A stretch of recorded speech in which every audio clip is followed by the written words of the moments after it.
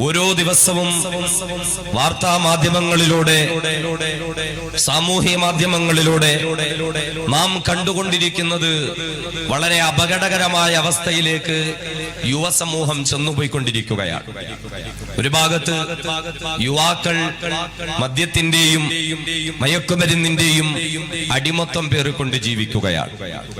അസാൻമാർഗിക മാർഗങ്ങളിലൂടെ സമ്പത്തുണ്ടാക്കുവാൻ, എളുപ്പത്തിൽ പണക്കാരനാകാൻ, എന്തു മോശത്തരങ്ങൾ ചെയ്യാനും, മയക്കുമരുന്നിന്റെ ഏജന്റാകാനും, കഞ്ചാവ് കച്ചവടം ചെയ്യാനും യാതൊരുവിധ മടിയുമില്ലാത്ത അവസ്ഥയിലേക്ക് യുവസമൂഹം പോയിക്കൊണ്ടിരിക്കുകയാണ്. ഈ അപകടകരമായ അവസ്ഥ നമ്മുടെ മുന്നിൽ സംജാതമാകുമ്പോൾ എന്ന് മാത്രമല്ല, പെൺകുട്ടികളെ സംബന്ധിച്ചിടത്തോളം നമുക്കറിയാം, വളരെ വേദനിക്കുന്നു. മുസ്ലിം സമൂഹം മാത്രമല്ല, എല്ലാ സമുദായങ്ങളും മുസ്ലിം വീടുകളിലെ ഉമ്മമാരും വാപ്പമാരും വേദനിക്കുന്ന പോലെ ഹൈന്ദവ കുടുംബങ്ങളിലെ, ക്രൈസ്തവ കുടുംബങ്ങളിലെ മാതാപിതാക്കളും വേദനിക്കുകയാണ്. കാരണം 16, 17, 18 വയസ്സ് വരെ ജീവനക്കാളേറെ സ്നേഹിച്ച് പോറ്റി വളർത്തിയ പ്രിയപ്പെട്ട പെൺമക്കൾ മറ്റൊന്നിന്റെയും പേരിലല്ല, മിസ്കോളിലൂടെ പരിചയപ്പെട്ട കാമുകനോടൊപ്പം ജീവിക്കാൻ, വഴിവക്കിലൊരു പുഞ്ചിരിയിലൂടെ പരിചയപ്പെട്ട കാമുകനോടൊപ്പം ജീവിക്കാൻ മാതാപിതാക്കളെ വേണ്ട എന്ന് വെക്കാൻ, അവർക്കെതിരെ ശബ്ദമുയർത്താൻ യാതൊരുവിധ മടിയുമില്ലാത്ത പെൺകുട്ടികളുടെ കാലഘട്ടം. കോടതി വരാന്തകളിലേക്ക് വന്ന് 18 വയസ്സ് പൂർത്തിയായി മണിക്കൂറുകൾ കഴിഞ്ഞവളാണെങ്കിൽ പോലും അവളുടെ ഇഷ്ടത്തിനനുസരിച്ച് പോകുവാൻ അനുവാദം കൊടുത്തുകൊണ്ട് കാമുകനോടൊപ്പം പോകുമ്പോൾ കോടതി വരാന്തകളിൽ പോലീസുകാരുടെ കൈകളിൽ കിടന്നുകൊണ്ട് തന്റെ പ്രിയപ്പെട്ട മകളുടെ പേര് വിളിച്ച് കരയുന്ന ഒരു വാപ്പ, ആ പിതാവിന്റെ മുഖത്തേക്കൊന്ന് നോക്കാൻ മടിയില്ലാത്ത, ആ പിതാവിനെ ഒന്ന് തിരിഞ്ഞു നോക്കാൻ പോലും മടിയില്ലാത്ത, എന്റെ പിതാവ് കരയരുതെന്ന് പോലും പറയാൻ കഴിയാത്ത പെൺകുട്ടികളുടെ കാലം. ഇഷ്ടപ്പെട്ട കാമുകനോടൊപ്പം പോകാൻ കോടതി വിധി എഴുതുമ്പോൾ നൊന്ത് പ്രസവിച്ച പ്രിയപ്പെട്ട അമ്മ മകളുടെ കാല് കെട്ടിപ്പിടിച്ച് കരയുമ്പോൾ കാലുയർത്തി അമ്മയുടെ മുടിയിൽ തലയിൽ ചവിട്ടാൻ മടിയില്ലാത്ത മക്കളുടെ കാലഘട്ടമാണിത്. ഈ കാലഘട്ടത്തിൽ നാം അറിയേണ്ടത്, നമ്മുടെ സന്താനങ്ങൾ നല്ലവരായ മക്കളായി മാറണം, സ്വാലിഹീങ്ങളായ മക്കളായി മാറണം, സൽസ്വഭാവത്തിനുടമകളായി മാറണം. കാലത്തിന്റെ കുത്തൊഴുക്കിനവൽ കാലിടറി വീഴാൻ പാടില്ല. ഇന്ന് ഇന്ത്യ രാജ്യം മുഴുവനും വലിയ ചർച്ച നടക്കുകയാണ്. റയാൻ സ്കൂൾ എന്ന സ്കൂളിൽ ഒരു ചെറിയ ഒരു കുട്ടിയെ മുതിർന്ന ക്ലാസ്സിൽ പഠിച്ച +1കാരൻ കത്തികൊണ്ട് അതിക്രൂരമായി കൊന്നുകളഞ്ഞു. ഇന്നത്തെ പത്രത്തിൽ നമ്മൾ കണ്ടത്, വേദനയോടുകൂടി ആ +1കാരൻ പറയുന്നു, മാതാപിതാക്കളിൽ നിന്ന് സമാധാനം കിട്ടാത്തത് കൊണ്ട് സംഭവിച്ചു പോയതാണ്. മാസങ്ങൾക്ക് മുമ്പ് തിരുവനന്തപുരത്തെ സെക്രട്ടേറിയറ്റിന്റെ മുന്നിൽ പട്ടാപ്പകലിൽ ആ സെക്രട്ടേറിയറ്റിന്റെ മുന്നിലൂടെ നടന്നു പോകുന്ന ഒരു സ്ത്രീയെ പിന്നിൽ വന്ന ഒരു ചെറുപ്പക്കാരൻ മൂർച്ചേറിയ കത്തി കൊണ്ട് വയറ്റിൽ കുത്തുകയാണ്. അവരെ ആശുപത്രിയിൽ കൊണ്ടുപോയി. ആ ചെറുപ്പക്കാരനെ പോലീസ് അറസ്റ്റ് ചെയ്ത് കൊണ്ടുപോയി. നീ എന്തിനാണ് കുത്തിയത് എന്ന് ചോദിച്ചപ്പോൾ അവൻ പറഞ്ഞത്, ഞാൻ കുത്തിയ ആ സ്ത്രീ എന്റെ അമ്മയാണ്. സ്വന്തം അമ്മയെ പട്ടാപ്പകൽ 4 ആളുടെ മുന്നിൽ വെച്ച് കുത്തിക്കൊല്ലുന്ന മക്കളുടെ കാലഘട്ടം. പണത്തിന് വേണ്ടിയിട്ട് സ്വന്തം പിതാവിന്റെ തലയിൽ കമ്പിപ്പാര കൊണ്ട് അടിച്ചു വന്ന മകന്റെ വാർത്ത ഇന്നലത്തെ പത്രത്തിലാണ് നാം വായിച്ചത്. ഇനി നാളെയുടെ പത്രങ്ങളിൽ എന്തൊക്കെയാണ് നാം കാണേണ്ടി വരുന്നത്? ഇപ്രകാരം മതപ്പതിച്ചു പോകുന്ന മക്കളുടെ യുവസമൂഹത്തിന്റെ കാലഘട്ടമാണ്. കുറ്റങ്ങൾ പലതും നമുക്ക് പറയാനുണ്ട്. അവരുടെ കൂട്ടുകെട്ട്, അവരുടെ സാഹചര്യം, വർത്തമാന കാലഘട്ടമൊക്കെ മോശമായതുകൊണ്ട് എന്റെ മകനും മോശമായെന്ന്, എന്റെ മകളും മോശമായെന്ന് ഓരോ മാതാപിതാക്കളും വിധി എഴുതുമ്പോൾ നാം ചിന്തിക്കേണ്ടത്, 14ഉം 15ഉം വയസ്സുള്ള ചെറുപ്പക്കാരെ, സ്കൂൾ കുട്ടികളെയാണ് മയക്കുമരുന്നിന്റെ പൊതികളുമായി പിടികൂടപ്പെടുന്നത് എങ്കിൽ, കഞ്ചാവിന്റെ പൊതിക്കെട്ടുകളുമായി ഏജന്റുമാരായി ജോലി ചെയ്യുന്ന കൊച്ചുകുട്ടികളെയാണ് പിടിക്കുന്നതെങ്കിൽ, കാലഘട്ടത്തെ പഴി പറയുന്ന, കൂട്ടുകെട്ടിനെ പഴി പറയുന്ന, സാഹചര്യത്തിന്റെ സമ്മർദ്ദങ്ങളാണ് എന്ന് വിധി പറയുന്ന മാതാപിതാക്കളോടൊന്ന് ചോദിക്കാനുള്ളത്, എങ്കിൽ 15 വർഷം ഏതൊരു മാതാവിന്റെയും പിതാവിന്റെയും മടിത്തട്ടാകുന്ന വിദ്യാലയത്തിലാണോ ഈ മക്കൾ വളർന്നു വന്നത്? ആ മക്കൾക്ക് കാലഘട്ടത്തിന്റെ അപകടത്തെ പറ്റി പറഞ്ഞു കൊടുക്കാൻ കഴിയാത്ത ഒരു മാതാവ്, ആ മക്കൾക്ക് കാലഘട്ടത്തിന്റെ തിന്മകളെ പറ്റി പരിചയപ്പെടുത്തി കൊടുക്കാൻ കഴിയാത്ത ഒരു പിതാവ് പരിപൂർണ പരാജിതനായ മാതാവും പിതാവുമാണ്. അവിടെയാണ് നാം അറിയേണ്ടത്, എന്റെയും നിങ്ങളുടെയും മക്കൾ വഴിപിഴച്ചു പോകുന്നുണ്ടെങ്കിൽ അവിടെ ഒന്നാമത്തെ കുറ്റക്കാർ നമ്മൾ തന്നെയാണ്. ബഹുമാന്യനായ സയ്യിദുനാ ഉമറുൽ ഫാറൂഖ് റളിയല്ലാഹു അൻഹു, ഉമർ റളിയല്ലാഹു അൻഹുവിന്റെ അടുക്കിലേക്ക് ഒരു ദിവസം ഒരു പിതാവ് തന്റെ മകനുമായിട്ട് വരികയാണ്. ഒരു വാപ്പ തന്റെ നമ്മുടെയൊക്കെ അത്താണല്ലേ, എനിക്ക് വാപ്പാന്നേ വായിൽ വരുവുള്ളൂ, അതുകൊണ്ട് അത് അത്തായിട്ട് അങ്ങ് കരുതിയാ മതി എല്ലാവരും. ഒരത്ത തന്റെ മകനുമായിട്ട് വരികയാ ഉമർ റളിയല്ലാഹു അൻഹുവിന്റെ മുന്നിലേക്ക്. എന്നിട്ട് പറഞ്ഞു, ഉമർ തങ്ങളെ, എന്റെ മോൻ, താങ്കൾ ഇവനെ ഒന്ന് ഉപദേശിക്കണം. നമ്മളൊക്കെ പള്ളിയിൽ ഉസ്താദിന്റെ അടുത്തേക്ക് മക്കളെ കൊണ്ടുവരും, അല്ലെങ്കിൽ വെള്ളിയാഴ്ച ജുമായ്ക്ക് കുറച്ച് നേരത്തെ എത്തി ഉസ്താദിനോട് പറയും, ഉസ്താദേ മാതാപിതാക്കളെ അനുസരിക്കുന്ന കാര്യമൊക്കെ ഒന്ന് ജുമായ്ക്ക് പറയണേ. എന്താ കാര്യം, എന്താ കാര്യം? 18 വയസ്സുണ്ട്, മോനിപ്പോ അനുസരണയില്ല, മകൾക്ക് അനുസരണയില്ല, യാതൊരുവിധ സ്നേഹവും ബഹുമാനവും ഇല്ല. ഇതുപോലെ ഉമർ റളിയല്ലാഹു അൻഹുവിന്റെ മുന്നിലേക്ക് ഒരു പിതാവ് തന്റെ മകനുമായി വന്നിട്ട് ഒരു പരാതി പറയുക, ഉമർ തങ്ങളെ, എന്റെ മോനെ ഒന്ന് ഉപദേശിക്കണം, എന്റെ മോനെ ഒന്ന് ഉപദേശിക്കണം. അനുസരണയില്ലാത്തവനാണിവൻ, സൽസ്വഭാവമില്ലാത്തവനാണിവൻ, മാതാപിതാക്കളെ കുറ്റപ്പെടുത്തുന്നവനാണിവൻ, സ്വന്തം മാതാപിതാക്കളെ വേദനിപ്പിക്കുന്നവനാണിവൻ. അതുകൊണ്ട് ബഹുമാന്യനായ ഉമർ തങ്ങളെ, എന്റെ മകനെ താങ്കളൊന്ന് ഉപദേശിക്കണം. ഉമർ തങ്ങളെ, നൂറ്റാണ്ടുകൾക്ക് മുമ്പ് സയ്യിദനാ ഉമറുൽ ഫാറൂഖ് റളിയല്ലാഹു അൻഹുവിന്റെ സമക്ഷത്തിൽ പ്രിയപ്പെട്ട പൊന്നുമോനുമായി കടന്നു വന്നിട്ടൊരു പിതാവ് തന്റെ മകനെ പറ്റി നൂറുകണക്കിന് പരാതികളെ വിളിച്ചു പറയുകയാ. തന്റെ പിതാവ് തന്നെ പറ്റി പരാതികൾ പറയുമ്പോഴും യാതൊരുവിധ വൈമനസ്യവും കൂടാതെ, യാതൊരുവിധ മറുപടിയും പറയാതെ ഉമർ റളിയല്ലാഹു അൻഹുവിന്റെ മുന്നിൽ കൈകൾ കെട്ടിയിട്ട് കണ്ണുകൾ ഇറുക്കിയടച്ചു തലകുനിച്ചുകൊണ്ട് പ്രിയപ്പെട്ട ബാലനത ഉമർ റളിയല്ലാഹു അൻഹുവിന്റെ സമക്ഷത്തിൽ നിശബ്ദനായി നിൽക്കുമ്പോൾ ആ പിതാവ് തന്റെ മകനെ പറ്റിയിട്ടുള്ള കുറ്റങ്ങളും കുറവുകളുമെല്ലാം പറഞ്ഞു കഴിഞ്ഞു. എല്ലാം കഴിഞ്ഞിട്ട് സയ്യിദനാ ഉമർ റളിയല്ലാഹു അൻഹു ആ മകനോട് സംസാരിക്കാൻ തുടങ്ങുമ്പോൾ ഉമർ റളിയല്ലാഹു അൻഹു ആ മകന്റെ മനഃശാസ്ത്രം അറിഞ്ഞുകൊണ്ട് അവനെ കൗൺസിലിന് വിധേയനാക്കാൻ തുടങ്ങുമ്പോൾ ആ ചെറുപ്പക്കാരനായ പൊന്നുമോൻ ഉമർ റളിയല്ലാഹു അൻഹുവിനോട് പറയുന്നു, ഉമർ തങ്ങളെ, എന്റെ പിതാവ് പറഞ്ഞത് 100% ശരി തന്നെയാ ഉമർ തങ്ങളെ, എന്റെ വാപ്പ പറഞ്ഞത് ശരി തന്നെയാ ഉമർ തങ്ങളെ. ഞാൻ അനുസരണയില്ലാത്ത മകനാ, ഞാൻ സൽസ്വഭാവമില്ലാത്ത മകനാ, എന്റെ മാതാപിതാക്കളെ വേദനിപ്പിക്കുന്നവനാണ് ഞാൻ, മോശ കൂട്ടുകെട്ടുകളുള്ളവനാണ് ഞാൻ, ചീത്ത വിളിക്കുന്നവനാണ് ഞാൻ, എന്നിൽ നിന്ന് പറയാൻ യാതൊരുവിധ സൽസ്വഭാവങ്ങളുമില്ല. എന്റെ പിതാവ് പറഞ്ഞത് 100% ശരി തന്നെയാ, ഒരു കള്ളവും എന്റെ പിതാവ് എന്നെ പറ്റി പറഞ്ഞെന്ന് എനിക്ക് പരാതിയില്ല.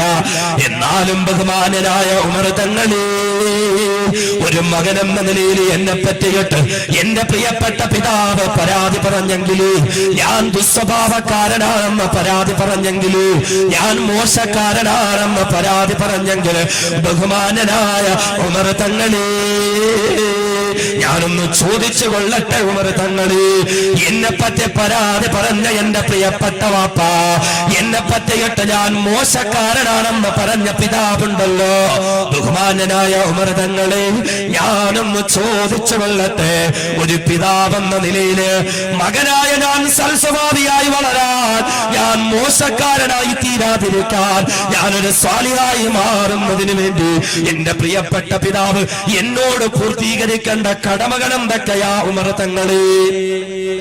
എന്റെ വാപ്പയ്ക്ക് എന്നോടുള്ള കടമകൾ എന്തൊക്കെയാ? ഏത് നിലയിൽ വളർത്തിയാലാണ് ഞാൻ നന്നാവുന്നത് ഉമർ തങ്ങളെ? അതുകൊണ്ട് ഉമർ തങ്ങളെ, എന്റെ വാപ്പയ്ക്ക് എന്നോടുള്ള കടമകൾ താങ്കളൊന്ന് പറയുമ്പോ മഹാനായ ഉമർ ഫാറൂഖ് റളിയല്ലാഹു അൻഹു പറഞ്ഞു തുടങ്ങുകയാ. ആ മകനോട് ഉമർ റളിയല്ലാഹു അൻഹു പറയുകയാ, ഒരു മകൻ നല്ലവനായി തീരണമെങ്കിൽ, സൽസ്വഭാവിയായ മകനായി തന്റെ മകൻ വളർന്നു വരണമെങ്കിൽ, ഒരു പിതാവ് തന്റെ മകനോട് ചെയ്യേണ്ടെന്ന കടമകടപ്പാടുകളിൽ ഒന്നാമത്തെ കടമ എന്തെന്നറിയുമോ? അയ്യം തഖിയ ഉമ്മഹു, അവനെ പോറ്റി വളർത്തുന്ന അവന്റെ പ്രിയപ്പെട്ട ഉമ്മ. ഏതൊരു മാതാവിന്റെ മടിത്തട്ടിൽ കടന്നുകൊണ്ടാണോ പ്രിയപ്പെട്ട പൊന്നുമോന് വളർന്നു വരുന്നത്, ഏതൊരു മാതാവാണോ മകന് സൽസ്വഭാവം പകർന്നു കൊടുക്കേണ്ടുന്നത്, ഏതൊരു മാതാവാണോ മകന് ഇസ്ലാമിക സംസ്കാരം പകർന്നു കൊടുക്കേണ്ടുന്നത്, ഏതൊരു മാതാവാണോ തന്റെ പ്രിയപ്പെട്ട മകന് നല്ല സംസ്കാരങ്ങളെ പഠിപ്പിച്ചു കൊടുക്കേണ്ടുന്നത്, അങ്ങനെയുള്ള അവന്റെ പ്രിയപ്പെട്ട ഉമ്മ അയ്യം തഖിയ ഉമ്മഹു, അവന്റെ ഉമ്മയെ നല്ലവളാക്കി മാറ്റുക. ഒരു പിതാവിന് തന്റെ മകനോടുള്ള ഒന്നാമത്തെ കടമ അവന്റെ ഉമ്മയെ നല്ലവളാക്കി മാറ്റുക, അവന്റെ ഉമ്മയെ ദീനീ സംസ്കാരമുള്ളവളാക്കി മാറ്റുക. രണ്ടാമത് വീണ്ടും ഉമറുൽ ഫാറൂഖ് റളിയല്ലാഹു അൻഹു പറയുകയാ, ഒരു പിതാവിന് തന്റെ മകനോടുള്ള പ്രധാനപ്പെട്ട രണ്ടാമത്തെ കടമ അയ്യുഹസ്സിന ഇസ്മഹു, നല്ല പേര് ചൊല്ലി വിളിക്കുക, നല്ല അർത്ഥമുള്ള പേര് വിളിക്കുക, മുൻഗാമികളായ മഹത്തുക്കളുടെ സ്വാലിഹീങ്ങളുടെ പേര് വിളിക്കുക. മൂന്നാമതൊരു പിതാവിന് തന്റെ മകനോടുള്ള പരമപ്രധാനമായ കടമയാണ് വഅയ്യുഅല്ലിമഹുൽ കിതാബ്, അല്ലാഹുവിന്റെ ഖുർആൻ പഠിപ്പിക്കുക, ദീനീ വിദ്യാഭ്യാസം കൊടുക്കുക, ദീനീയായ മര്യാദകൾ പഠിപ്പിക്കുക.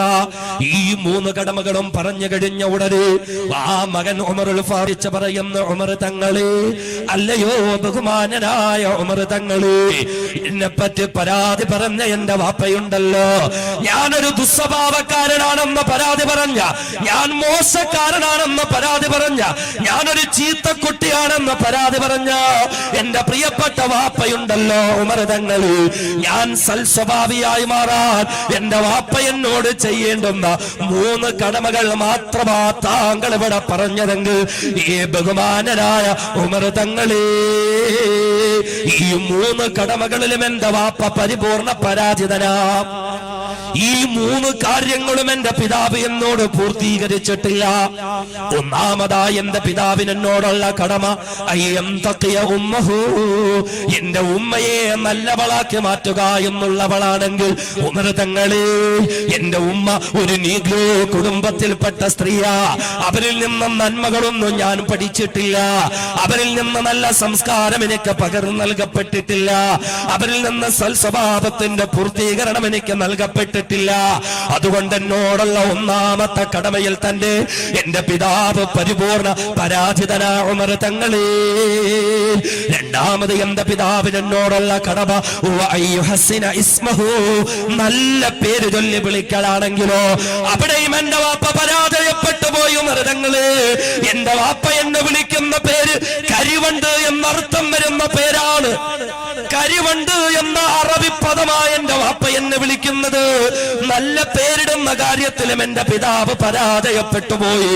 മൂന്നാമത് എന്റെ പിതാവിന് എന്നോടുള്ള കടമ വഅയ്യുഅല്ലിമഹുൽ കിതാബ്, അല്ലാഹുവിന്റെ ഖുർആൻ പഠിപ്പിക്കലാണെങ്കിലും ദീനീ വിദ്യാഭ്യാസം നൽകലാണെങ്കിലും അവിടെയും എന്റെ പിതാവ് പരാജയപ്പെട്ടു പോയി.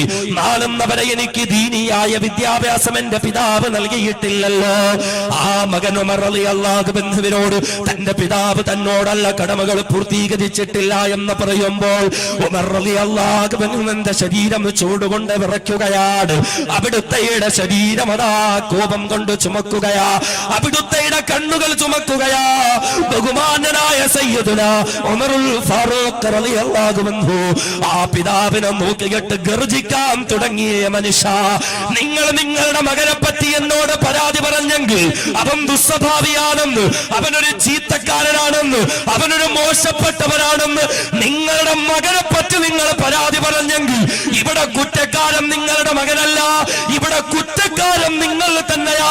നിങ്ങളുടെ മകന് സൽസ്വഭാവിയാകാനുള്ള സാഹചര്യങ്ങൾ നിങ്ങൾ സൃഷ്ടിച്ചു കൊടുക്കാത്തതിന്റെ പേരിൽ, നിങ്ങളുടെ മകനൊരു സാലിഹായി മാറാനുള്ള സംവിധാനങ്ങൾ ഒരുക്കി കൊടുക്കാത്തതിന്റെ പേരിൽ നിങ്ങളുടെ മകന് മോശപ്പെട്ടു പോയെങ്കിൽ നിങ്ങൾ തന്നെയാണ് കുറ്റക്കാരനെന്ന് ബഹുമാനനായ സയ്യിദുനാ ഉമറുൽ ഫാറൂഖ് റളിയല്ലാഹു അൻഹു ആ പിതാവിനോട് മറുപടി പറഞ്ഞെങ്കിൽ, ഇന്ന് വിനീതന്റെ ശബ്ദം കേൾക്കുന്ന മങ്ങാരത്തെ പ്രിയപ്പെട്ട സഹോദരങ്ങള്, സഹോദരിമാര്, പരിസര പ്രദേശങ്ങളിൽ നിന്ന് പോലും വന്നിരിക്കുന്ന എന്റെ പ്രിയപ്പെട്ട സഹോദരങ്ങളെ ചിന്തിക്കുക. പരാതിയുണ്ടോ? മകന്റെ ദുസ്വഭാവത്തെ പറ്റി പരാതിയുണ്ടോ? മകളുടെ അനുസരണക്കേടിനെ പറ്റി പരാതിയുണ്ടോ? എങ്കിലൊന്ന് ചിന്തിക്കണേ. ആ മക്കളെ സൽസ്വഭാവികളായി മാറാനുള്ള സംവിധാനങ്ങൾ ഒരുക്കി കൊടുക്കാൻ സാധിച്ചിട്ടുണ്ടോ? അവർ സ്വാലിഹീങ്ങളാകാനുള്ള സാഹചര്യങ്ങൾ സൃഷ്ടിച്ചു കൊടുക്കാൻ എനിക്ക് കഴിഞ്ഞിട്ടുണ്ടോ? അങ്ങനെ കഴിയാത്ത മാതാപിതാക്കൾ തന്നെയാ തങ്ങളുടെ മക്കളെ വഴിപിഴപ്പിച്ച് കളയുന്നതെന്ന് ബഹുമാനനായ സയ്യിദുനാ ഉമറുൽ ഫാറൂഖ് റളിയല്ലാഹു അൻഹു. ഈ ഒരു ഹദീസ് മുന്നിൽ വെച്ച് നമ്മുടെ ചർച്ചകൾ മുന്നോട്ടേക്ക് പോകണം. എന്തുകൊണ്ടാണ് മക്കൾ വഴിപിഴച്ചു പോകുന്നത്? നമുക്കൊക്കെ പരാതിയാണ്, നമുക്ക് പരാതിയാ. മകൻ അനുസരണയില്ല, മകൾക്ക് അനുസരണ, എപ്പോഴും ഫോണിൽ കളിയാണ്, ഒരു ജീവിതത്തിനൊരു ഗൗരവമില്ല. എന്താ ചെയ്യാ? പരാതിയാ. ഉമർ റളിയല്ലാഹു അൻഹുവിന്റെ മുന്നിൽ പരാതിയുമായി വന്ന പിതാവ് എല്ലാം സമ്മതിച്ചു കൊടുത്തു. മകൻ കൗൺസിലിംഗിന് വിധേയനാക്കി ഉമർ റളിയല്ലാഹു അൻഹു ആ മകൻ മനസ്സ് തുറന്ന് സംസാരിച്ചു. ഉമർ തങ്ങളെ, എന്റെ വാപ്പ എന്നെ പറ്റി ഇത്രയൊക്കെ പരാതി പറഞ്ഞല്ലോ, എന്റെ അത്ത ഇത്രയും പരാതി പറഞ്ഞു, ഒക്കെ ഞാൻ സമ്മതിച്ചു. പക്ഷേ ഒരു മകനെന്ന നിലയിൽ ഞാൻ നന്നാകണമെങ്കിൽ എന്റെ വാപ്പാക്ക്, എന്റെ പിതാവിന് എന്നോടുള്ള കടമകൾ എന്തൊക്കെയാ? നമ്മൾ അങ്ങനെ ഒന്ന് ചിന്തിച്ചിട്ടുണ്ടോ? നമ്മുടെ മക്കൾക്ക് വസ്ത്രം കൊടുക്കുന്നുണ്ട്, ഭക്ഷണം കൊടുക്കുന്നുണ്ട്, സൗകര്യങ്ങൾ കൊടുക്കുന്നുണ്ട്, മുറിയിൽ AC ഫിറ്റ് ചെയ്ത് കൊടുക്കുന്നുണ്ട്, മൊബൈൽ കൊടുക്കുന്നുണ്ട്, ലാപ്ടോപ്പ് കൊടുക്കുന്നുണ്ട്, അതിലുമൊക്കെ വലുത് സർവ്വസ്വാതന്ത്ര്യം കൊടുക്കുന്നുണ്ട്. എന്നാൽ ആ മക്കൾ സൽസ്വഭാവികളായി തീർക്കേണ്ടുന്ന ബാധ്യത മാതാപിതാക്കളുടെ ഭാഗത്ത് നിന്നാണെന്ന ചിന്തയോടുകൂടി അവരോടുള്ള കടമകളെ പൂർത്തീകരിക്കാൻ നമുക്ക് സാധ്യമായിട്ടുണ്ടോ? ഒന്നാമത്തെ കടമ എന്താ? എന്തൊക്കെയ ഉമ്മഹു, വീട്ടിൽ ഉമ്മ നന്നായാലേ മക്കള് നന്നാവുള്ളൂ. ഉമ്മ നന്നാകുമ്പോഴാ മക്കളെ നന്നാകുന്നത്. സ്കാരമുള്ള ഉമ്മയാണെങ്കിൽ, ഖുർആൻ ഓതുന്നവളാണ് മാതാവെങ്കിൽ, ദീനിയായ ചിട്ടവട്ടങ്ങൾ ഉൾക്കൊണ്ട് ജീവിക്കുന്നവളാണ് ഒരു മാതാവെങ്കിൽ, സൽസ്വഭാവമുള്ളവളാണ് ഒരു വീട്ടിലെ മാതാവെങ്കിൽ മക്കളും അങ്ങനെയാകും. അതല്ല, സന്ധ്യാസമയത്ത് നിസ്കാരവും ഇല്ല, ഖുർആനും ഇല്ല, ഇബാദത്തും ഇല്ല, ചന്ദനമഴയുടെ മുമ്പിലാണ് ഉമ്മ ഇരിക്കുന്നെങ്കിൽ മക്കളും ആ കൂട്ടത്തിലായിരിക്കും ഉണ്ടായിരിക്കുന്നത്. ഉമ്മ റിയാലിറ്റി ഷോയുടെ മുന്നിലാ. ഉമ്മ ഇങ്ങനെ എപ്പോഴും മൊബൈലിൽ ഇങ്ങനെ കുത്തി ഇരിക്കുക, സമയമില്ല എങ്കിൽ മക്കളും ആ കോലത്തിലാകും. വീട്ടിലും മക്കള് നന്നാകണമെങ്കിൽ ആദ്യം ഉമ്മ നന്നാകണം. നമ്മുടെ മക്കളെ നല്ലവരായി വളർത്തിക്കൊണ്ടുവരാൻ നമുക്ക് കഴിയണം. നമ്മുടെ മക്കളെന്ന് പറഞ്ഞാൽ എന്താ? പടച്ചതമ്പുരാൻ നമുക്ക് കനിഞ്ഞെറിയ സമ്മാനങ്ങളാണ് നമ്മുടെ സന്താനങ്ങൾ. ഇന്ന ഔലാദക്കും ഹിബത്തുല്ലാ.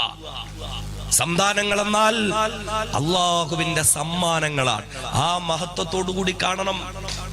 ഇന്നത്തെ ദിവസം നവംബർ 14 ശിശുദിനമാണ്. ശിശുക്കളെ ഒരുപാട് സ്നേഹിച്ചിരുന്ന ജവഹർലാൽ നെഹ്റു അദ്ദേഹത്തിന്റെ സ്മരണകളൊക്കെ ഉയർത്തിക്കൊണ്ട് ശിശുദിനമായി ആചരിക്കുന്ന ഒരു ദിവസമാണ്. എന്നാൽ നമ്മൾ അറിയണം, 14 മുമ്പ് 6-ാം നൂറ്റാണ്ടിലെ അറബികളില്ലയോ? മനുഷ്യത്വം എന്ന തൊട്ടറിഞ്ഞിട്ടില്ലാത്ത 6-ാം നൂറ്റാണ്ടിലെ അറബികളില്ലയോ? വഇദാ ബുശ്ശിറ അഹദുഹും ബിൽ ഉൻസാ مسودا وهو كظيم يتوارى من القوم من سوء ما بشر به أيمسكه على هون أم يدسه في التراب. വീടിന്റെ അകത്തളങ്ങളിൽ പ്രിയപ്പെട്ട ഭാര്യ പ്രസവിച്ചത് പെൺകുഞ്ഞാണെന്നറിഞ്ഞാൽ വീട്ടിന്റെ മുൻഭാഗത്തുള്ളതായ തൊഴുത്തിൽ കഴുത പ്രസവിച്ച സന്തോഷം പോലുമില്ലാതെ തന്റെ ഭാര്യ പ്രസവിച്ച പെൺകുഞ്ഞിന് കഴുത്ത് ഞെരിച്ച് കൊന്നിരുന്ന 6-ാം നൂറ്റാണ്ടിലെ അറബികളില്ലയോ, ആ പിഞ്ചു കുഞ്ഞിനെ മുലപ്പാലിന്റെ മറുമണം മാറാത്ത പിഞ്ചു കുഞ്ഞിന് മാതാവിന്റെ മാറിടത്തിൽ നിന്ന് മാറ്റിയെടുത്തു കൊണ്ടുപോകുന്ന മൃഗതുല്യരായിരുന്ന മനുഷ്യരില്ലയോ, മക്കയിലെ മരിമണ്ണ് മാറ്റിയിട്ട് കുഴിമാന്തിയിട്ട് ആ മക്കളെ അതിലേക്കും മൂടിയിട്ട് കൊന്നുകളഞ്ഞ 6-ാം നൂറ്റാണ്ടിലെ അറബികളുടെ മുന്നിലേക്ക് വൈദൽ മൗഊദതു സുഇലത് ബിഅയ്യി ദംബിൻ ഖുതിലത്, കുഴിച്ചു മൂടപ്പെട്ട മക്കളോട് നാളെ വിചാരണ ദിവസം പടച്ചവൻ ചോദിക്കുന്നതാ എന്ന് പറഞ്ഞു കുഴിച്ചു മൂടപ്പെടുന്ന ശിശുക്കൾക്ക് വേണ്ടി ലോക ചരിത്രത്തിൽ ആദ്യമായി ശബ്ദമുയർത്തിയ അല്ലാഹുവിന്റെ പ്രിയപ്പെട്ട റസൂൽ മുത്തളി മുഹമ്മദ് മുസ്തഫ സ്വല്ലല്ലാഹു അലൈഹി വസല്ലമ തങ്ങളാ പഠിപ്പിക്കുന്നത് ഇന്ന ഔലാദകും ഹിബത്തുല്ലാഹ്, ഈ മാതാപിതാക്കളെ പടച്ച തമ്പുരാൻ നിങ്ങൾക്ക് തന്ന സമ്മാനങ്ങളാ നിങ്ങളുടെ സന്താനങ്ങൾ എന്ന് പറയുന്നത്. അല്ലാഹു തന്ന സമ്മാനങ്ങളാ സന്താനങ്ങൾ എന്ന് പറഞ്ഞ ആ നിലയിൽ കൈകാര്യം ചെയ്യണം, ആ നിലയിൽ കൈകാര്യം ചെയ്യണം. യാ അയ്യുഹല്ലദീന ആമനു, വിശ്വാസികളെ, ലാ തുൽഹികും അംവാലുകും വലാ ഔലാദുകും അൻ ദിക്രില്ലാഹ്, സമ്പത്തിന്റെയും സന്താനങ്ങളുടെയും പേരിൽ അല്ലാഹനെ അങ്ങ് മറന്നുകളയല്ലേ. ഇതൊക്കെ പടച്ചവൻ നിങ്ങൾക്ക് തരുന്നതാ, പടച്ചവൻ നിങ്ങൾക്ക് തരുന്നതാ. നിങ്ങൾ മക്കളെ വിഷയത്തിൽ പടച്ചോനെ മറന്നുപോയാ ഖേദിക്കേണ്ടി വരും, നിങ്ങൾ ബുദ്ധിമുട്ടേണ്ടി വരും, നിങ്ങൾ കഷ്ടപ്പെടേണ്ടി വരും നിങ്ങൾ. അതുകൊണ്ട് അള്ളാഹുവിനെ നിങ്ങൾ മറന്നു കളയരുത്. സന്താനങ്ങളെ വളർത്തുമ്പോ നമ്മുടെ സന്താനങ്ങൾ സ്വാലിഹീങ്ങളാകണം. എങ്ങനാ സ്വാലിഹീങ്ങളാകുന്നത്? എങ്ങനാ സ്വാലിഹീങ്ങളാകുന്നത്? എത്ര വയസ്സാകുമ്പോഴാ മക്കളെ സ്വാലിഹീങ്ങളാക്കാൻ പരിശ്രമിക്കേണ്ടത്? ചില ബാപ്പമാരിങ്ങനെ മക്കളോട് പറയാറുണ്ട്, 10ാം ക്ലാസ് കഴിഞ്ഞു ഇനി മുതൽ നിസ്കരിക്കണം പറയാറുണ്ട്. 10ാം ക്ലാസ് കഴിഞ്ഞു ഒരു 10-40 ദിവസം ജമാഅത്തിലൊക്കെ പോയി, അല്ലെങ്കിൽ ഒരു വെക്കേഷൻ, അതൊക്കെ ഇപ്പൊ ഒരു സ്റ്റൈലാണ്, ഒരു സ്റ്റൈലിന്റെ ഭാഗമായി. വെക്കേഷൻ ആവുമ്പോ 40 ദിവസം തർബിയത്ത് കോഴ്സിന് വിടുക, വെക്കേഷൻ കോഴ്സിന് വിടുക, അതൊരു സ്റ്റൈലാ. 40 ദിവസം ഖുർആനും ഹദീസും വാഖിയയും യാസീനും സുന്നത്തായ ദുആയുമായി കഴിഞ്ഞ മക്കൾ 41ാമത്തെ ദിവസം വീട്ടിലോട്ട് വരട്ടെ. 40 ദിവസം മഗ്രിബ് കഴിഞ്ഞ് ഖുർആൻ ഓതിയ മക്കൾ 41ാമത്തെ ദിവസം വീട്ടിൽ വരുമ്പോ ഉമ്മ തുറന്നു വെച്ചു കൊടുക്കും പരസ്പരം. ഈ 40 ദിവസം ഇബാദത്തും ഈമാനും അവിടെ തീർന്നു. അതൊക്കെ ഒരു സ്റ്റൈലായി മാറി. അതൊക്കെ എന്തോ ഒരു ഷോയാണ്, ഒരു മുസ്ലിം ഐഡന്റിറ്റി കാത്തു സൂക്ഷിച്ചു വെക്കാൻ വേണ്ടിയിട്ട്, ഇസ്ലാമിന്റെ ലേബൽ ഒട്ടിച്ച് കിട്ടാൻ വേണ്ടിയിട്ടുള്ള ഇങ്ങനെ ചില കാര്യങ്ങൾ. അതിലുമൊക്കെ അപ്പുറം നമ്മുടെ മക്കൾ എങ്ങനെ സ്വാലിഹീങ്ങളാകും, നമ്മുടെ മക്കൾ എങ്ങനെ സ്വാലിഹത്തുകളാകും. മാതാപിതാക്കൾ വ്യക്തമായ ഒരു മാസ്റ്റർ പ്ലാനോട് കൂടിയായിരിക്കണം മുന്നോട്ട് പോകേണ്ടുന്നത്. വിശുദ്ധമായ ദീനുൽ ഇസ്ലാം പഠിപ്പിച്ചത് എങ്ങനെ?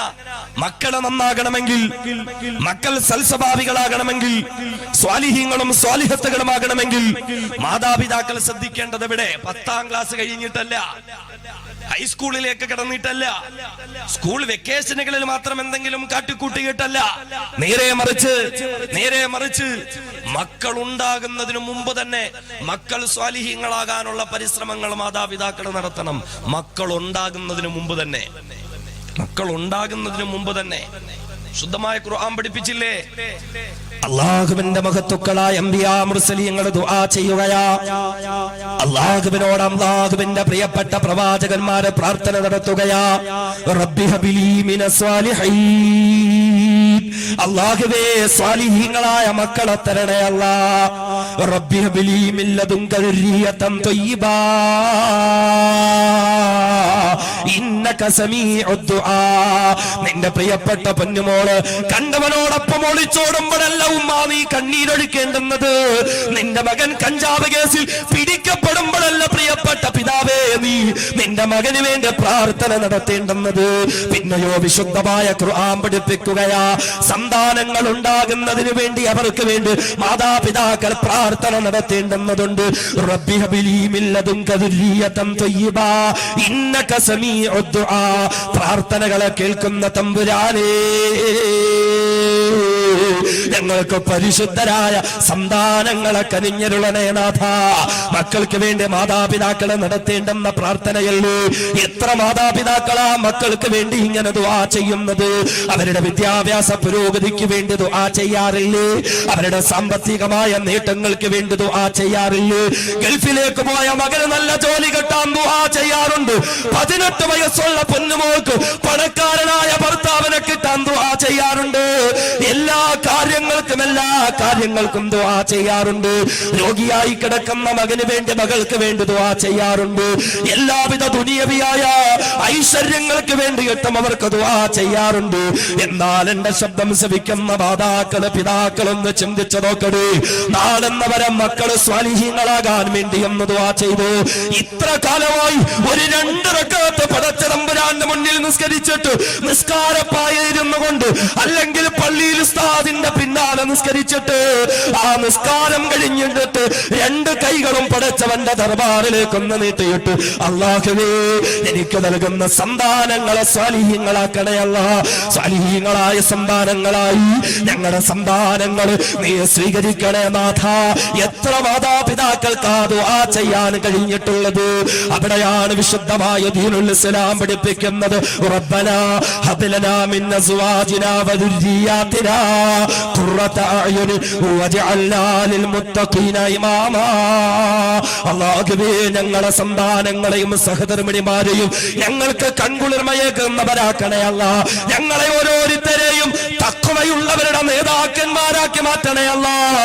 ഓരോ മാതാപിതാക്കളും തങ്ങൾക്ക് വേണ്ടിയിട്ടും തങ്ങളുടെ മക്കൾക്ക് വേണ്ടിയിട്ടും ദുആ ചെയ്യണമെന്ന് വിശുദ്ധമായ ഖുർആൻ പഠിപ്പിക്കുമ്പോൾ എന്ന് മാത്രമല്ല, ആദരവായ അഷ്റഫുൽ ഖൽഖ് നബിയുനാ മുഹമ്മദ് മുസ്തഫ സല്ലല്ലാഹു അലൈഹി വസല്ലമ തങ്ങൾ പഠിപ്പിച്ചില്ലേ, കല്യാണം കഴിഞ്ഞ് കല്യാണ രാത്രിയിൽ മണവാട്ടിയും മണവാളനും മണിയറയിലേക്ക് മധുവിധു വരാൻ വേണ്ടി കടന്നു പോകുമ്പോൾ ഏതൊക്കെ സന്ദർഭത്തിലാണോ അനുവദനീയമായ ഹലാലായ ശാരീരിക ബന്ധത്തിലേക്ക് ഒരു ഭാര്യയും ഭർത്താവും കടന്നു ചെല്ലുന്നത്, ഈ ശാരീരിക ബന്ധത്തിൽ ഏർപ്പെടുമ്പോഴൊക്കെയും അവിടെ ഒരു ഭാര്യയും ഭർത്താവും ചെയ്യേണ്ടുന്ന ഒരു പ്രാർത്ഥനയുണ്ട്. എന്ത് പ്രാർത്ഥനയാ? അല്ലാഹുമ്മ ജന്നിബിന ശൈത്വാൻ, അല്ലാഹുമ്മ ജന്നിബിന ശൈത്വാൻ വജന്നിബി ശൈത്വാന ഫീമാ റസഖ്തനാ. അല്ലാഹുവേ അല്ലാഹുവേ ഞങ്ങളെ പിശാചിൽ നിന്ന് കാക്കണേ നാഥ. എന്ന് മാത്രമല്ല, ഈ അനുവദനീയമായ ശാരീരിക ബന്ധത്തിലൂടെ ഞങ്ങൾക്ക് പിറക്കുന്നതായ സന്താനങ്ങളെയും പിശാചിൽ നിന്ന് മോചിപ്പിക്കണേ നാഥ എന്ന് ശാരീരിക ബന്ധത്തിൽ ഏർപ്പെടുന്ന സന്ദർഭത്തിൽ ഭാര്യ ഭർത്താക്കന്മാരെ പ്രാർത്ഥന നടത്തണമെന്ന് നബിയുനാ മുഹമ്മദ് മുസ്തഫ സല്ലല്ലാഹു അലൈഹി വസല്ലം. നമ്മൾ ചിന്തിക്കണം, മക്കള് വേലി ചാടുമ്പോഴല്ല അവർക്ക് വേണ്ടി പ്രാർത്ഥിക്കേണ്ടത്. പ്രശ്നങ്ങൾ ഉണ്ടാകുമ്പോ പടച്ചോനെ വലിയ പ്രാർത്ഥനയാ, ഭയങ്കര ദുആയാ. എന്താ കാര്യം? മോനെ കള്ള് കേസിൽ പിടിച്ചു, കഞ്ചാവ് കേസിൽ പിടിച്ചു, അടിപിടി കേസിൽ പിടിച്ചു, മോളുടെ ഫോണിൽ നിന്ന് എന്തൊക്കെയോ പിടിച്ചു, ആരുമായിട്ടോ ബന്ധമുണ്ട്. പടച്ചവനെ പിന്നെ ഒടുക്കത്തെ ദുആയാ. എന്താ? പിന്നെ തഹജ്ജുദ്, പിന്നെ ഇശ്റാഖ്, പിന്നെ ളുഹ. എപ്പോഴും ഇങ്ങനെ ദുആ ദുആ ദുആ. അതുവരെ ആർക്കും ഒരു ദുആയും വേണ്ട, ആർക്കും വേണ്ട. 10ാം ക്ലാസ്സിൽ പഠിക്കുക മോള്, പർദ്ദ വേണ്ട, അവർക്ക് ദീൻ വേണ്ട, അവർക്ക് തർബിയത്തും സ്വലാഹിയത്തും വേണ്ട. പിന്നെന്താ? ആരുടെയെങ്കിലും കൂടെ വേലി ചാടുന്നു എന്നറിയുമ്പോ അപ്പ വിളിക്കും ഉസ്താദിനെ, ഉസ്താദേ മോക്ക് ഇനി കുറച്ച് ദീൻ ആവശ്യമുണ്ട്, ചേർക്കാൻ പറ്റിയ ബനാത്ത് വല്ലതുണ്ടോ? വേലി ചാടുമ്പോഴാ ബനാത്ത് വേണ്ടത്, പ്രശ്നം ഉണ്ടാക്കുമ്പോഴാ തർബിയത്ത് വേണ്ടത്. എന്നാൽ ആദരവായ മുത്തളി മുഹമ്മദ് മുസ്തഫ സല്ലല്ലാഹു അലൈഹി വസല്ലം പഠിപ്പിച്ചു, ഭാര്യാഭർത്താക്കന്മാർ ഒരു സന്താനത്തിന് വേണ്ടിയുള്ള താല്പര്യത്തിൽ അനുവദനീയമായ ശാരീരിക ബന്ധത്തിൽ ഏർപ്പെടുമ്പോൾ അവിടെ ആ മൂർധന്യാവസ്ഥയിലും പ്രാർത്ഥന നടത്തണം.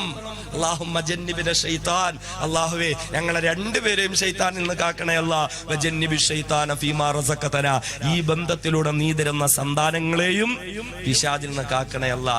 എവിടെ? അവിടെ ദുആ ചെയ്യണം. ചെയ്തിട്ടുണ്ടോ ഒന്ന് ഓർത്ത് ആലോചിച്ചു നോക്കേ. ഇനി പറഞ്ഞിട്ട് കാര്യമില്ല. ഇനി തൽക്കാലം വേണേ പിടിച്ചു നിർത്തി ഒരഅഊദു ബില്ലാഹി ശൈത്താനിർ റജീം ഓതി തലക്കൊക്കെ ഊതി വിട്ടുനോക്ക്, ചിലപ്പോ നന്നായേക്കും. നമുക്കിതൊക്കെ അറിയോ? ഇത് ചെറുപ്പക്കാരോടൊക്കെ എനിക്ക് പറയാനുള്ള, മക്കളെ ഈ ദുആയൊക്കെ പഠിക്കണം, ഇപ്പോഴേ പഠിച്ചു വെക്കണം.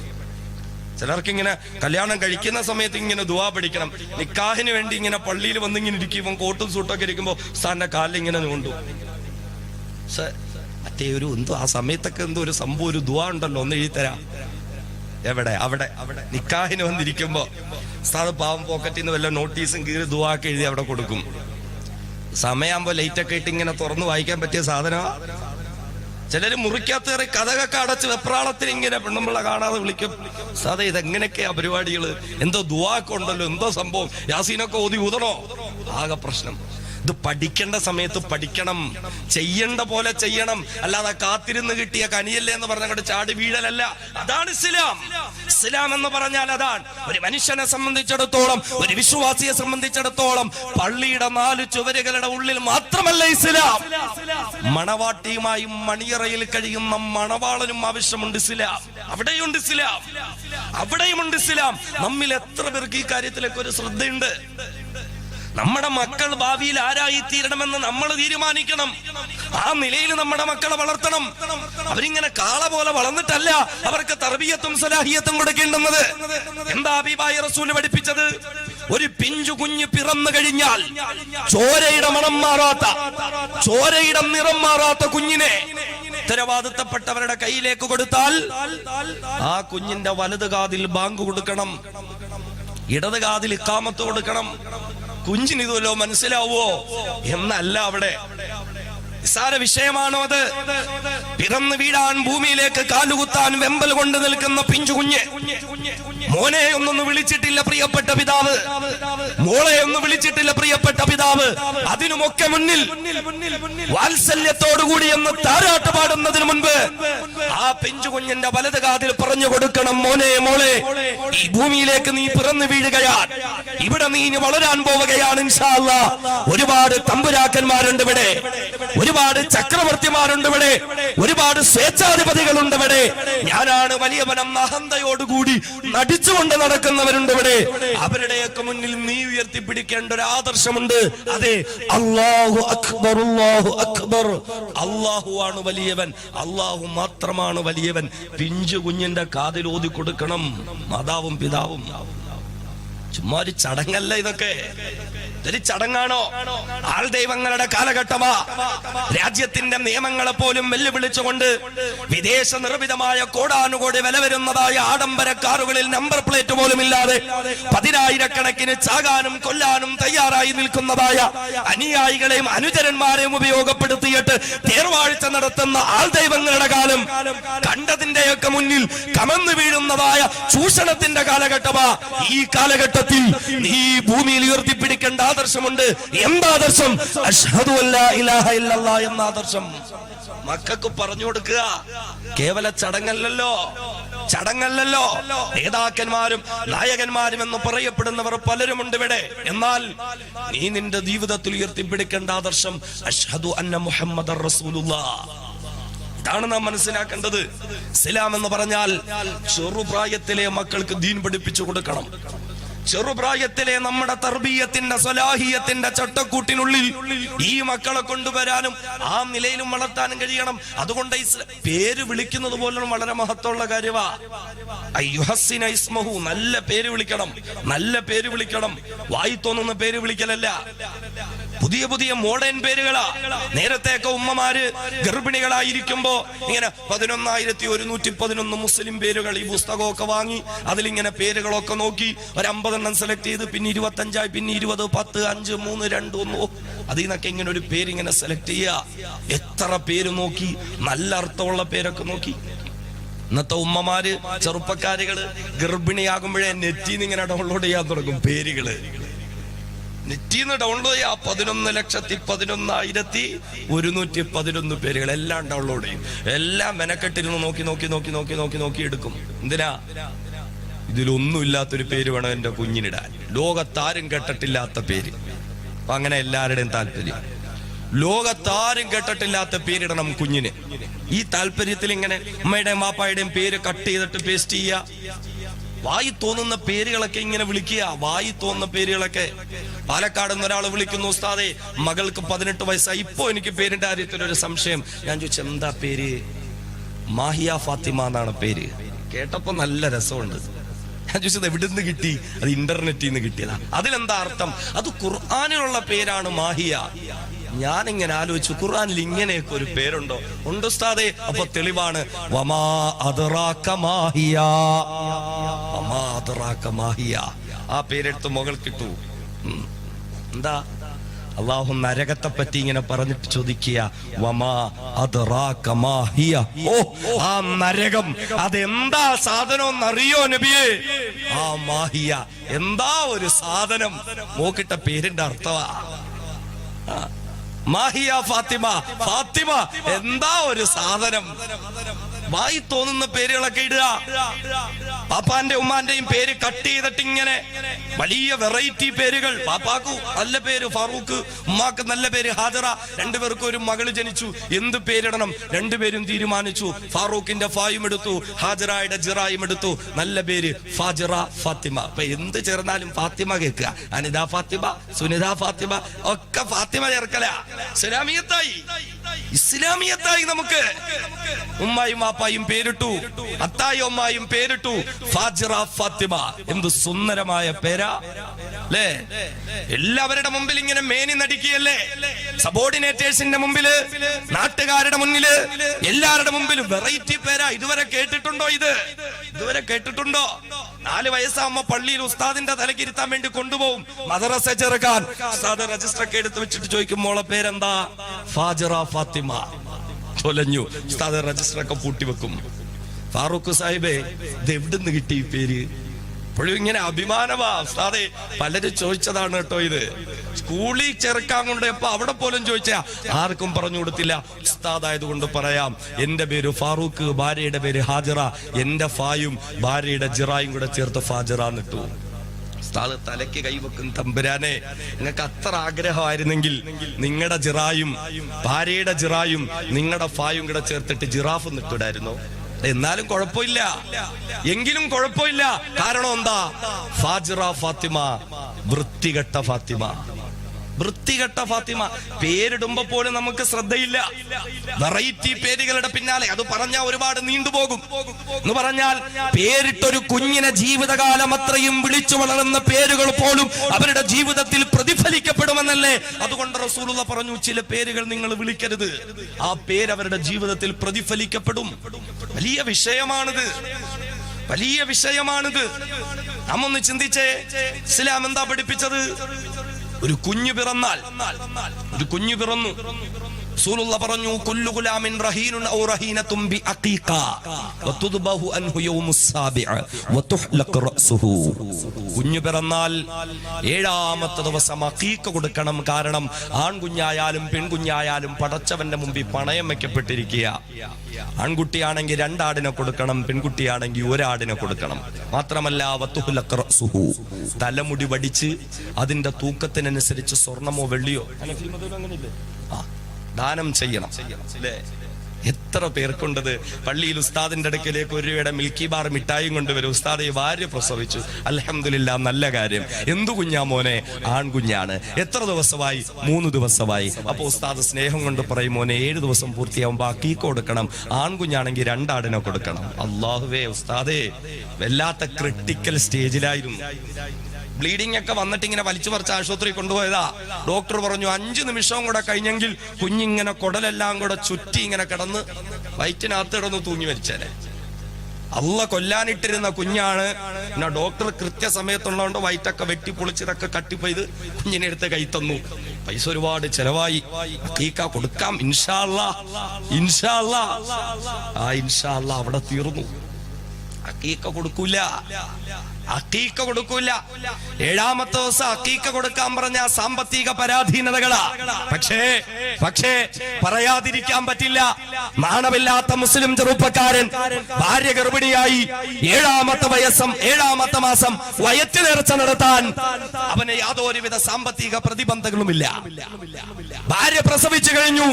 40ാമത്തെ ദിവസം 40 കുളി നടത്താൻ നാട്ടുകാരെയും വീട്ടുകാരെയും ഒക്കെ വിളിച്ചു ചേർത്ത് 40 കുളി നടത്താൻ നാണമില്ലാത്ത നട്ടലില്ലാത്ത ചെറുപ്പക്കാരന് ഒരു ഉളുപ്പില്ല. അവിടെയൊക്കെ വരണം, പള്ളിയിൽ ഉസ്താദ് വരണം. അവിടെയും 40 കുളി നടത്തുമ്പോഴും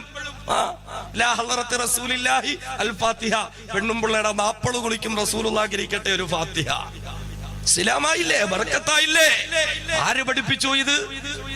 7-ാം മാസം വയറ്റ് നേർച്ച നടത്താൻ എന്റെ പ്രിയപ്പെട്ട ഉമ്മമാരോട് കൂടിയ വളരെ നിർബന്ധമായ ചടങ്ങെന്ന നിലയിൽ ഒരുപാട് പണം ചെലവഴിച്ച് എന്തോ മഹത്വമുണ്ടെന്ന് കരുതി പെണ്ണുങ്ങൾക്കൊക്കെ അത് വലിയ നിർബന്ധമായി മാറിയത് 7-ാം മാസം വയറ്റ് നേർച്ച നടത്തുന്നു.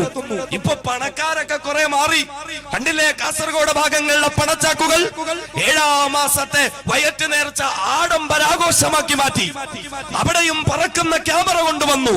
പെണ്ണു മുറിക്കുള്ളിൽ നിന്ന് വയറും ചുമന്നിറങ്ങുന്നത് ക്യാമറയിലാക്കി കാസറ്റാക്കി മാറ്റി മ്യൂസിക്കിന്റെ അകമ്പടി കൊടുത്തിട്ട് യൂട്യൂബിലിട്ടിട്ട് ഇങ്ങനെ ആഢ്യത്വം നടിക്കുക. എന്തേ? 7-ാം മാസത്തെ വയറ്റ് നേർച്ചയ്ക്ക് മോളെ കൊണ്ടുവന്ന ചടങ്ങ് മുസ്ലിം സമൂഹമാ ആഡംബരത്തിന്റെയും അനാചാരങ്ങളുടെയും വ്യക്താക്കളായി മാറിയിരിക്കുന്നു മുസ്ലിം ഉമ്മത്ത്. പിന്നെന്താ? 40-ാമത്തെ ദിവസം പെണ്ണുമ്പിള്ളയുടെ പ്രസവ രക്തം നിന്നു. ആഘോഷം. നീയും നിന്റെ ഭാര്യയും വീട്ടുകാരും മാത്രം അറിയേണ്ട കാര്യം, കൂട്ടുകാരനെയും വിളിക്കും, അയൽക്കാരനെയും വിളിക്കും, തൊഴിലാളിയെയും വിളിക്കും, കടക്കാരനെയും വിളിക്കും. 40 ഭാര്യയുടെ, എല്ലാവരും വരണോന്ന് അല്ലേ? പിന്നെന്താ? അപ്പോഴും അക്കീക്ക കടവ. പിന്നെ 1 വർഷം അങ്ങോട്ട് പൂർത്തിയാക്കട്ടെ. 1-ാമത്തെ ബർത്ത്ഡേക്ക് പോരിഷ കൂടുതലാ. 1-ാമത്തെ ബർത്ത്ഡേ അതിന് പോരിഷ കൂടുതലാ. എത്ര മുസ്ലിം വീടുകളിൽ പോകുമ്പോ കണ്ടിട്ടുണ്ട്. അതിന് വരുമ്പോ ഭക്ഷണം കഴിക്കാൻ വിളിച്ചോണ്ട് പോകുന്നതാ. അതിനായിരിക്കും ഭക്ഷണം കഴിക്കാൻ വിളിച്ചോണ്ട് വന്നതാ. അപ്പൊ ഇങ്ങനെ നമ്മൾ പോയി വലിയ ആചാരാണ് ഉസ്താദ്, നമ്മുടെ പരിപാടിക്ക് 25,000 രൂപ തന്ന ആളാണ്, വലിയ സംഭവമാണ്, ആനയാണ്, ചേനയാണ്. നമ്മളിങ്ങനെ കഴിക്കാൻ വേണ്ടി ചെല്ലുമ്പോ ഇങ്ങനെ ഹാപ്പി ബർത്ത്ഡേ ചിക്കുമോൾ എഴുതി വെച്ചിട്ടുണ്ടാവും. ഉസ്താദന്മാരെയൊക്കെ ഭക്ഷണം കഴിക്കാൻ കൊണ്ടുവരുമ്പോഴും അതൊക്കെ പറിച്ച് കളഞ്ഞോളി. ബർത്ത്ഡേ ആഘോഷവാ. ഇസ്ലാം പഠിപ്പിച്ച അഖീഖയെ മാറ്റിവെച്ചു. അനിസ്ലാമികതയുടെ ആഘോഷങ്ങളെല്ലാം കടമെടുക്കുന്ന മാതാപിതാക്കളെ, നാളെ നിന്റെ പ്രിയപ്പെട്ട പൊന്നുമകന് 18 20 വയസ്സാകുമ്പോൾ, നിന്റെ പ്രിയപ്പെട്ട പൊന്നുമോൾക്ക് 18 വയസ്സ് പൂർത്തിയാകുമ്പോൾ അയൽക്കാരനായ അന്യമതത്തിൽപ്പെട്ടവനോടൊപ്പം അവൻ ഒളിച്ചോടിയെന്ന പരാതിയുണ്ടോ മാതാപിതാക്കളെ? ഇഷ്ടകാമുകനോടൊപ്പം ജീവിക്കുന്നതിന് വേണ്ടി ഇസ്ലാം വലിച്ചെറിഞ്ഞു കളഞ്ഞ പ്രിയപ്പെട്ട മക്കളെ ഓർത്തിട്ട് പരിതപിക്കുന്ന മാതാപിതാക്കളെ, നിങ്ങളുടെ മക്കളെ നിങ്ങളെ കുറ്റം പറഞ്ഞിട്ട് കാര്യമില്ല. കാരണം നിങ്ങളുടെ മക്കളെ നിങ്ങളെ വളർത്തിയതെങ്ങനെ? അല്ലാഹുവിന്റെ ഹബീബ് പഠിപ്പിച്ച, പടച്ച തമ്പുരാന് പൊരുത്തപ്പെട്ട അഹ്ലുസുന്നത്തി വൽ ജമാഅത്ത് പഠിപ്പിച്ച അഖീഖ പോലെയുള്ള ഇസ്ലാമിക കർമ്മങ്ങളെ ഒഴിവാക്കിയിട്ട് അനിസ്ലാമികതയുടെ കർമ്മങ്ങളെ കടമെടുക്കുന്ന മാതാപിതാക്കളെ, 7-ാമത്തെ മാസം വയറ്റ് നേർച്ച നടത്താൻ ഇസ്ലാമാ നിങ്ങളെ പഠിപ്പിച്ചത്. ഭാര്യ പ്രസവിച്ചു കഴിഞ്ഞ് 40-ാമത്തെ ദിവസം പ്രസവകുളി നടത്താൻ ഇസ്ലാമാ നിങ്ങളെ പഠിപ്പിച്ചത്. 1-ാമത്തെ വർഷം പൂർത്തിയാകുമ്പോൾ ബർത്ത്ഡേ ആഘോഷം നടത്താൻ ഇസ്ലാമാ നിങ്ങളെ പഠിപ്പിച്ചത്. നിങ്ങളുടെ പ്രിയപ്പെട്ട കുഞ്ഞിന് ചോറുണ്ടെന്ന പ്രായമാകുമ്പോൾ മക്കബറകളിലേക്ക് കൊണ്ടുപോയി ചോറൂണ് നടത്താൻ ഇസ്ലാമാ നിന്നെ പഠിപ്പിച്ചത്. അനിസ്ലാമികതയുടെ ആഘോഷങ്ങൾ മുഴുവനും സന്താനങ്ങളുടെ വിഷയങ്ങളിൽ കടമെടുക്കുന്ന ഉമ്മമാരെ, വാപ്പമാരെ, വിനീതന്റെ ശബ്ദം ശ്രവിക്കുന്ന മാതാപിതാക്കള്, നമ്മുടെ മക്കള് വഴിപിഴച്ചു പോകുന്നുണ്ടെങ്കിൽ, അവരന്യമതത്തിന്റെ വക്താക്കളായി മാറുന്നെങ്കിൽ അതിന്റെ ഏറ്റവും ഒന്നാമത്തെ കുറ്റക്കാരാരാ? ഹബീബായ ശഫീഉനാ മുഹമ്മദ് മുസ്തഫ സ്വല്ലല്ലാഹു അലൈഹി വസല്ലമ തങ്ങളെ പറഞ്ഞു പഠിപ്പിക്കുകയാ, കുല്ലു മൗലൂദ് യൂലദു അലാ ഫിത്രത്തിൽ ഇസ്ലാം ഫഅബവാഹു യുഹവ്വിദാനിഹി ഔ യുനസ്സിറാനിഹി ഔ യുമജ്ജിസാനിഹി. നബിയുനാ മുഹമ്മദ് മുസ്തഫ സല്ലല്ലാഹു അലൈഹി വസല്ലം പഠിപ്പിക്കുകയാണ്, മാതാപിതാക്കളെ ശ്രദ്ധിച്ച് കേട്ടുകൊള്ളുക. ജൂതനസാറാക്കളുടെ ആധാരമായ ബർത്ത്ഡേക്കല്ലേ താല്പര്യമുള്ളത്? അനിസ്ലാമികതയുടെ ആധാരങ്ങൾക്കല്ലേ താല്പര്യമുള്ളത്? എങ്കിൽ 14 മുമ്പ് ലോകത്തിന്റെ മുത്തായ നായകൻ നബിയുനാ മുഹമ്മദ് മുസ്തഫ സല്ലല്ലാഹു അലൈഹി വസല്ലമ തങ്ങൾ പഠിപ്പിക്കുകയാണ്, കുല്ലു മൗലൂദ് യൂലദു അലാ ഫിത്രത്തിൽ ഇസ്ലാം. എല്ലാ മക്കളും ഇസ്ലാമിന്റെ പ്രകൃതിയിൽ പിറന്നു വീഴുന്നവരാ. ഇസ്ലാമിനെ ഏറ്റെടുക്കാൻ, ഇസ്ലാമിനെ മുറുകെ പിടിച്ചു ജീവിക്കാൻ ആ ശുദ്ധ പ്രകൃതിയിൽ പിറന്നു വീഴുന്ന നിങ്ങളുടെ പ്രിയപ്പെട്ട മക്കളുണ്ട്. പക്ഷേ മാതാപിതാക്കളെ, എന്നാൽ ആ മക്കളുടെ മാതാപിതാക്കളില്ലേ, ആ മക്കളെ വഴികെടുത്ത് യഹൂദികളാക്കി മാറ്റുന്നത് മാതാപിതാക്കളാണ്. ആ മക്കളെ നസ്റാനിയാക്കുന്നത് മാതാപിതാക്കളാണ്. അവരെ മജൂസിയാക്കുന്നത് മാതാപിതാക്കളാ. ഹബീബായ മുത്ത പറഞ്ഞത് മറ്റൊരർത്ഥത്തിലാണെങ്കിൽ പോലും കാലഘട്ടവുമായി ബന്ധപ്പെടുത്തി ഒന്ന് ചിന്തിക്കണേ. പിറന്നു വീഴുന്ന കുഞ്ഞിന്റെ കാര്യത്തിൽ ഇസ്ലാമിക കർമ്മങ്ങളോടല്ല താല്പര്യമുള്ളത്, പിന്നെയോ അനിസ്ലാമിക ആചാരങ്ങളോടാ. നമ്മുടെ മക്കളെ നമ്മളെ വളർത്തിക്കൊണ്ടുവന്നത് ഇസ്ലാമികമായ കർമ്മങ്ങളിലൂടെയല്ല, പിന്നെയോ അനിസ്ലാമികതയുടെ ആചാരങ്ങളിലൂടെയാ. അതിൽ യാതൊരുവിധ കുഴപ്പവുമില്ലെന്ന് കൽപ്പിക്കുന്ന മാതാപിതാക്കളും, അത് കാലഘട്ടത്തിന്റെ ആവശ്യമെന്ന് കരുതുന്ന മാതാപിതാക്കളും, അത് കാലഘട്ടത്തിന് നിർബന്ധമെന്ന് വാശി പിടിക്കുന്ന മാതാപിതാക്കളും, ഈ മാതാപിതാക്കളെ കണ്ടു വളരുന്ന മക്കൾ നാളെ 18ഉം 19ഉം വയസ്സാകുമ്പോൾ പ്രേമത്തിന്റെ പേരിലോ സ്നേഹത്തിന്റെ പേരിലോ അന്യമതത്തിലേക്ക് പോകലും തെറ്റല്ല എന്നവർ കരുതിയാൽ, ഇസ്ലാമിനെ ഉപേക്ഷിക്കലും തെറ്റല്ല എന്നവർ കരുതിയാൽ, ഇഷ്ടപ്പെട്ടവനോടൊപ്പം ഒരു ജീവിതത്തിന് വേണ്ടി അല്ലാഹുവിനെയും റസൂലിനെയും വേണ്ടെന്ന് വെച്ചാൽ അതിൽ യാതൊരുവിധ കുറ്റവുമില്ലെന്ന് പ്രിയപ്പെട്ട മക്കൾ കരുതിയാൽ, ഈ മാതാപിതാക്കളെ അതിന്റെ ഏറ്റവും വലിയ കുറ്റക്കാർ അവരുടെ മാതാപിതാക്കളെ തന്നെയാണ്, അവരുടെ ഉമ്മയും വാപ്പയും തന്നെയാണെന്ന് നബിയുനാ മുത്തുളി മുഹമ്മദ് മുസ്തഫ സല്ലല്ലാഹു അലൈഹി വസല്ലം മക്കളെ വഴികെടുത്തി കളയുന്ന മാതാപിതാക്കൾ. റസൂലുള്ളാഹി പറയുന്നു, ശുദ്ധ പ്രകൃതിയിൽ വളർന്നു വീരുന്നവരാണ് മക്കൾ, പക്ഷേ അവരുടെ മാതാപിതാക്കളാണ് അവരെ യഹൂദിയാക്കുന്നത്, നസ്രാനിയാക്കുന്നത്, മജൂസിയാക്കുന്നത്. അതുകൊണ്ട് മക്കൾ മതം മാറിപ്പോയെങ്കിൽ അവനെ ഇവനെ ഒന്നും കുറ്റം പറയണ്ട, എന്റെ കുറ്റമാണിത്, എന്റെ കുറ്റമാണിത്. സയ്യിദുനാ മുഹമ്മദ് മുസ്തഫ സല്ലല്ലാഹു അലൈഹി വസല്ലം എങ്ങനെ വളർത്തി മക്കളെ, എങ്ങനെ വളർത്തി? എന്താ റസൂലുള്ളാഹി പഠിപ്പിച്ചേ? ഉറൂ ഔലാദകും ബിസ്സലാ വഹും അബ്നാഉ 7 സിനീൻ വദ്രിബൂഹും അലൈഹാ വഹും അബ്നാഉ 10 സിനീൻ വഫർഖൂ ബൈനഹും ഫിൽ മളാജിഅ. റസൂലുള്ളാഹി സ്വല്ലല്ലാഹു അലൈഹി വസല്ലം പഠിപ്പിച്ച എന്താ? മാതാപിതാക്കളെ മുറു ഔലാദകും ബിസ്സലാ വഹും അബ്നാഉ 7 സിനീൻ. 7 വയസ്സായാൽ നിങ്ങളുടെ മക്കളോട് നിങ്ങൾ നിസ്കരിക്കാൻ കൽപ്പിക്കണം. നമ്മുടെ മക്കളിൽ ആൺകുട്ടിയാകട്ടെ പെൺകുട്ടിയാകട്ടെ 7 വയസ്സെന്ന് പൂർത്തിയാകുന്ന അന്ന് മുതൽ നിസ്കരിക്കാൻ നിർബന്ധമായും കൽപ്പിക്കണം. ആര്? മാതാപിതാക്കൾ. എത്ര മാതാപിതാക്കൾ കൽപ്പിക്കും? 7 വയസ്സ് മുതൽ എത്ര വയസ്സ് വരെ? 10 വയസ്സ് വരെ 3 വർഷം 1095 ദിവസത്തെ കോച്ചിങ് നിസ്കാരത്തിന്റെ വിഷയത്തിൽ മാതാപിതാക്കൾ മക്കൾക്ക് കൊടുക്കണം. 1095 ദിവസത്തെ കോച്ചിങ് നിസ്കാരത്തിന്റെ വിഷയത്തിൽ മാതാപിതാക്കൾ മക്കൾക്ക് കൊടുക്കണം. 5475 തവണ മാതാപിതാക്കളും മക്കളുടെ നിസ്കാരത്തിന്റെ കാര്യത്തിൽ ശ്രദ്ധ പുലർത്തണം. അതാ ഇസ്ലാം പറഞ്ഞത്. നമ്മുടെ മക്കൾ മദ്രസയിൽ പോകുന്നു, നിസ്കാരത്തിന്റെ വാജിബ് പഠിക്കുന്നു, ഫർള് പഠിക്കുന്നു, സുന്നത്ത് പഠിക്കുന്നു, എല്ലാം പഠിക്കുന്നുണ്ട്. എന്നാൽ ഇത്രയും നാൾ ഏതെങ്കിലും ഒരു ഉമ്മായോ വാപ്പായോ ഏതെങ്കിലും ഒരു അത്തായോ അമ്മായോ മക്കളെ വിളിച്ചിട്ടെ, നീ ഒന്ന് ഒളു ചെയ്യുന്ന എങ്ങനെയാണെന്നൊന്ന് കാണിച്ചേ, ഞാനൊന്ന് നോക്കട്ടെ, നിസ്കരിക്കുന്ന എങ്ങനെയാണെന്ന് നോക്കട്ടെ, ഫാത്തിഹ ഒന്ന് ഓതിയേ, സനാ ഒന്ന് ഓതിയേ, അത്തഹിയാത്ത് ഒന്ന് ഓതിയേ, റുക്കൂ ചെയ്യുന്നതൊന്ന് കാണിച്ചേ, എങ്ങനെയാണെന്ന് നോക്കട്ടെ. എത്ര മാതാപിതാക്കൾക്ക് ആ കാര്യത്തിൽ ശ്രദ്ധയുണ്ട്? 3 വർഷം മക്കളെ നിസ്കരിപ്പിക്കണം.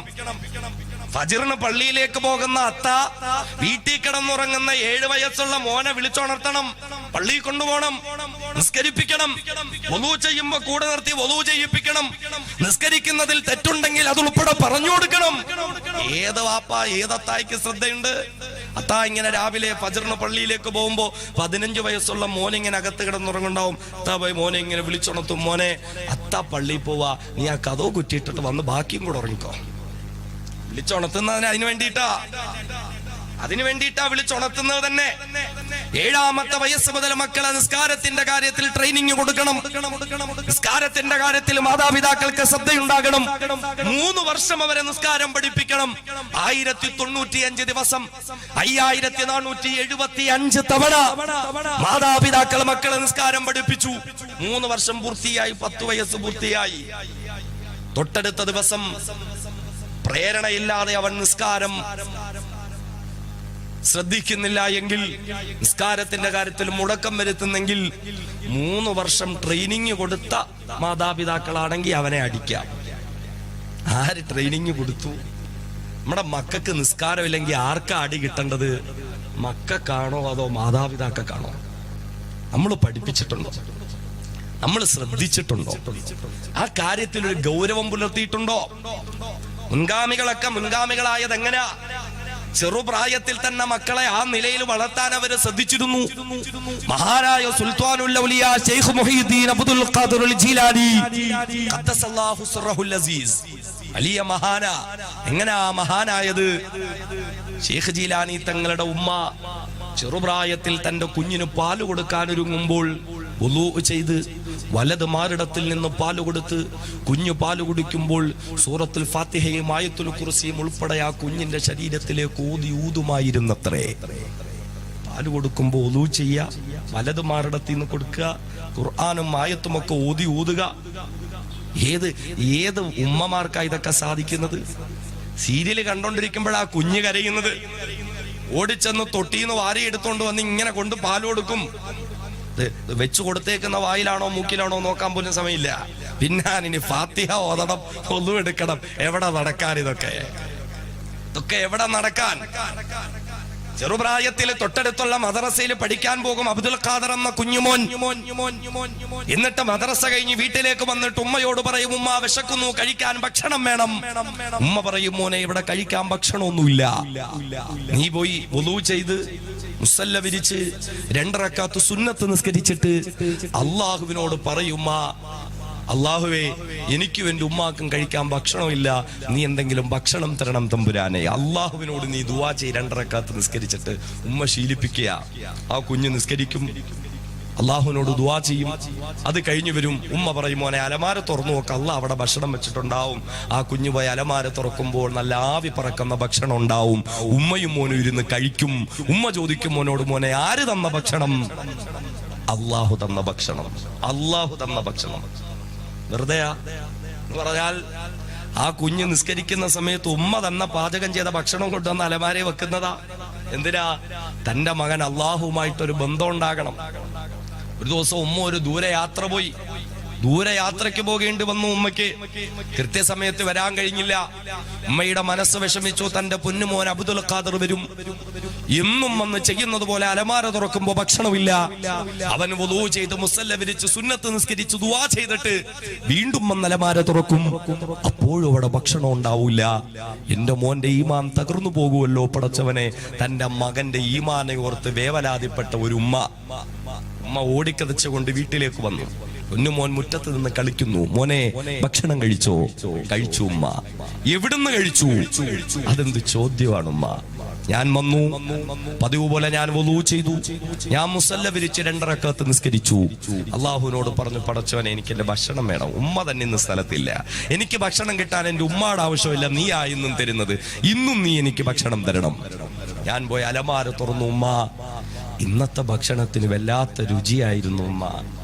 ആ ഉമ്മ പോയി നോക്കുമ്പോൾ മറിയം ബീവിക്ക് സ്വർഗത്തിൽ നിന്ന് പള്ളിയുടെ മെഹ്റാബിന്റെ ഉള്ളിൽ ഭക്ഷണം ഇറക്കി കൊടുത്ത പോലെ പടച്ചതമ്പുരാൻ തന്റെ പൊന്നുമോന് ഭക്ഷണം ഇറക്കി കൊടുത്തിരിക്കുക. കഴിയോ? മക്കളെ ഇങ്ങനെ വളർത്താൻ ഏതെങ്കിലും മാതാപിതാക്കൾക്ക് കഴിയുവോ?